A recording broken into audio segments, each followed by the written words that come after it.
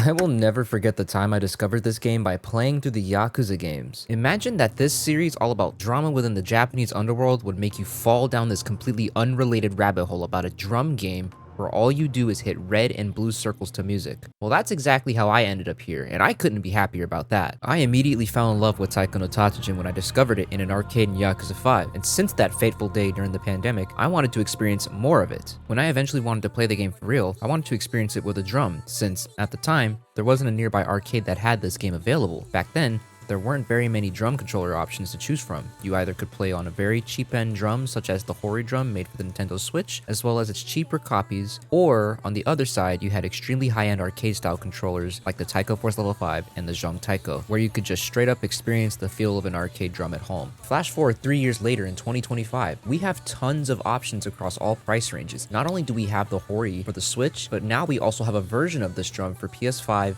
and Xbox or PC. There's also the IINE Pro Max, which fits perfectly in the middle of the price ranges. And then we have Rythmagica's two drums, the TDC10 and the TDC17.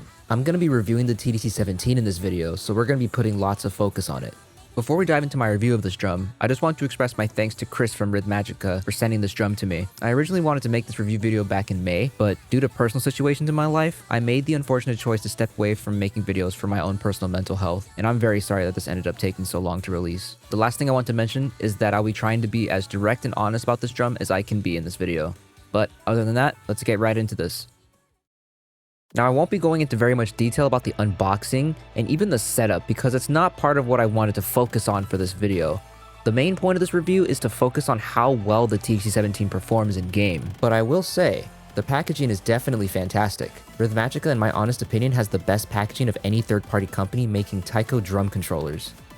In terms of the setup, it's actually really simple. Just use the wrenches to loosen the stand, unfold it, and tighten it, and you're basically set up. Once the stand is ready, all you gotta do is plug in one end of the USB cable into the top port of the drum and the other end into your PC or console system of choice. It's just that simple. The cable you use to plug the drum in is actually really long. I believe it's like 8 feet long, so you won't ever have to worry about it being super short for any reason. With the way that my setup is laid out, this is actually really easy. You don't even have a pair of bachi to use? Well, you don't even have to worry about needing your own pair of bachi because the TDC17 ships in with a pair of their own bachi. Now, side note, when I first received my TDC17 from Rythmagica back in April, I got a pair of their F3 bachi, which is kind of short but also pretty thin. But since then, I was told by fellow Taiko creator Jamin that they would be shipping these drums with their F5 bachi moving forward. I don't really mind this change since I actually really like the way the F3 bachi feel when I'm playing with the TDC17, so this doesn't really affect me at all. The TDC17 also comes included with an SNES controller.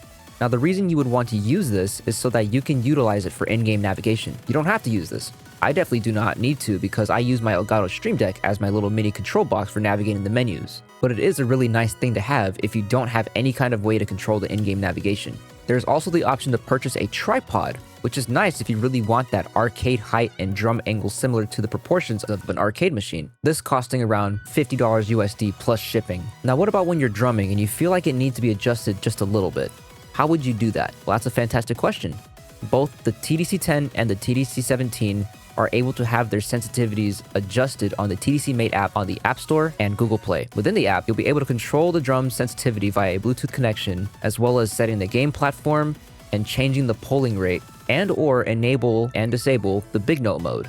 Now, that's cool and all, but how does this drum actually feel when you're using it? Right off the bat, this drum feels super solid when you're hitting it. Rebounding on it feels really great regardless of the bachi you're using. There's only one thing you'll definitely notice over something like the Taiko Force or the Zhong Taiko, and that is the noise that it produces when striking the drum. You'll definitely feel it when you're using it, but when you're hitting the TDC17, it sounds hollow, and that shock from hitting the drum just goes through it, which in the grand scheme of things isn't a huge deal since it absolutely doesn't affect the effectiveness of the drum at all, but this is only ever noticeable when you have a TDC17 attached to the tripod. Here's some sound testing that I've done with all of the drums that I have available to me.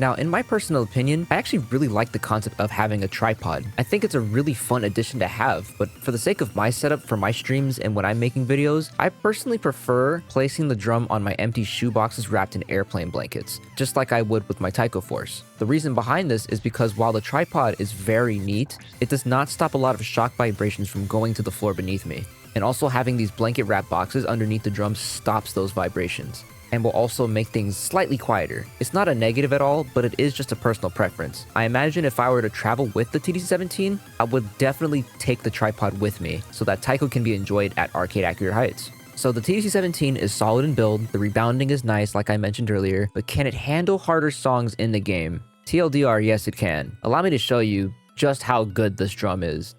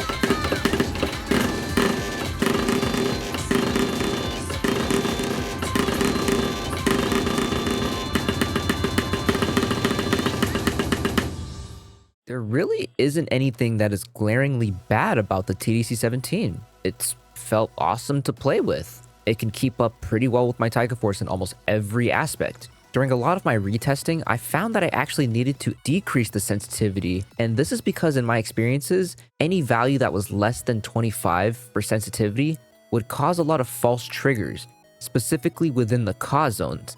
At least for me, I found that keeping the drum at a sensitivity value of 40 was the sweet spot for making this drum feel very close to the Taiko Force. Now you may have noticed something during the gameplay showcasing of the drum. You may have seen this happen during the drum rolls of Doki-Doki Mune-Kyun Omatsuri time. This is not inherently a negative thing about the drum, but it is a weird issue that I have been experiencing when it comes to its overall responsiveness to specific rolling methods. If you didn't catch it, there are some very inconsistent drum roll registers. If you hit a drum roll at the right spot, sometimes your rolls would spike to over 60 hits, and then other times you'll do the same thing and you'll hit about 5 hits. Now, I've been trying to figure out whether this is a firmware issue, if it's being overstimulated by my PC components, or whether it's because of my TDC mate settings being super unoptimized, but I have never been able to figure out why this happens. But it had me thinking, if it's doing this for drum rolling, then what about when you're doing 2-2 rolling really fast? So I decided to take this drum and test it on the song Carmen Prelude, specifically the Ura chart. Take a look at how this went.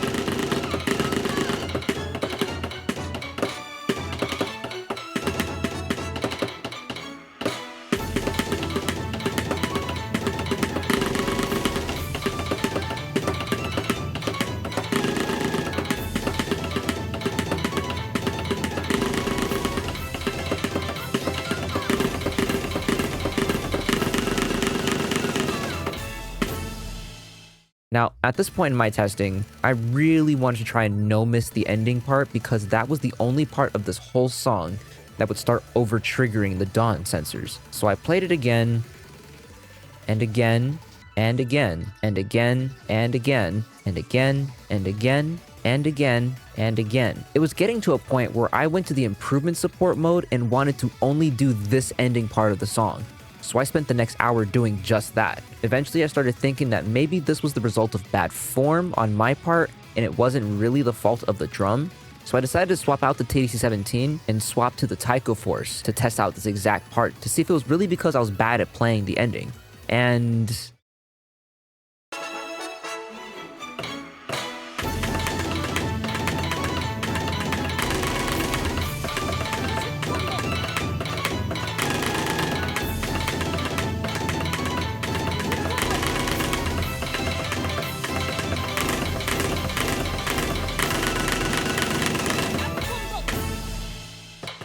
I actually did it. Granted, it took like 5 attempts, but I got it in far less attempts than the TDC17. But I wanted to make sure that I could do this consistently, so I kept doing it over and over again, and I was just getting it. So this was very strange for me. Now, I wanted to go even further with this experiment. I then swapped from my Taiko Force to my trusty IINE Pro Max, and here's how that went.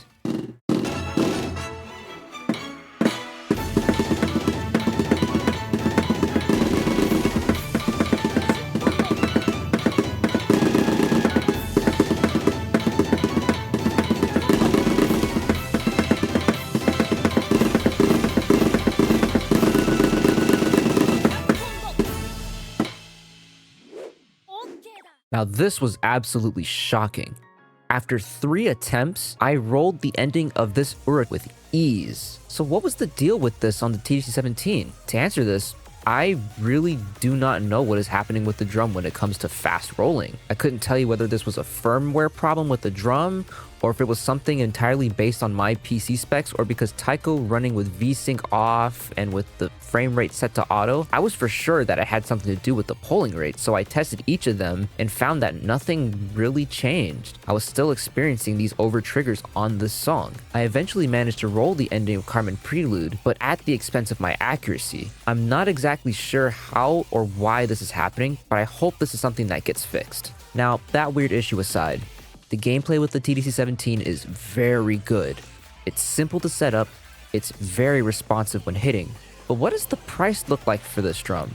I'm going to be explaining this part of the video primarily for people residing within the United States, especially since there is a massive elephant in the room considering the state of the pricing market when it comes to buying overseas products. You know what I'm talking about. On Rythmagica's website, if you choose the early bird saver option, the cost of the drum before shipping is $298 USD, but if you choose the quick ship option, which is 48-hour dispatch, the TDC17 can be purchased for $350. Hi, Future Ikai here. I'm too lazy to re-record this part of the video, so I'm just going to edit this little section in here, but there is no longer the option to purchase the TDC17 using the early bird saver option, which would have saved you $50. It is now only 48-hour dispatching for the base price of $348 before shipping, so yeah. Back to the video. Compared to the Zhong Taiko and the Taiko Force, this is an insane price to have. Comparing these prices to the Taiko Force and the Zhong Taiko, which cost nearly double the amount, these prices are extremely competitive. I definitely think it's a good investment if you've been thinking of upgrading your drum setup past the Hori drum. I think you're in for a fantastic experience if you're thinking of upgrading to the TDC17. I think that Rythmagica has an absolute banger of a drum in this ever-growing market of third-party drum controllers. The TDC17 is super compatible with most systems. The TDC Mate app is extremely simple to use. It's definitely competitive in price to performance compared to the highest price options available. It comes with everything you'll ever need, including a pair of their own bachi. I am so happy that a drum like this exists to shake things up. I love this drum very much, despite the weird sensor over-triggering issue that I've been experiencing, but that really doesn't take away from the fact that this drum is able to keep up with my Taiko Force. This is a damn good drum, and I highly, highly recommend it. Thank you so much for watching all the way to the end of this video. I hope that this video was very informative and helped you make a decision on whether to pull the trigger and purchase this amazing drum. It's not a perfect drum by any means, but my god, is it really damn good to use. I think that if you ended up buying this drum, whether because you were upgrading from the small Hori drum or even the TDC10 and wanted something arcade size, you'll be set for a very long time and you'll be able to break through those skill blocks you may have been feeling. Rythmagica has created something spectacular, and I hope they continue to produce amazing products such as the TDC10 and the TDC17. But please, please fix that over-trigger issue. Please. Be sure to leave a like on this video, comment and share this video with others. My name is Ikaia, the Taiko Addicted Rhythm Game VTuber, and I will catch you in another video very soon.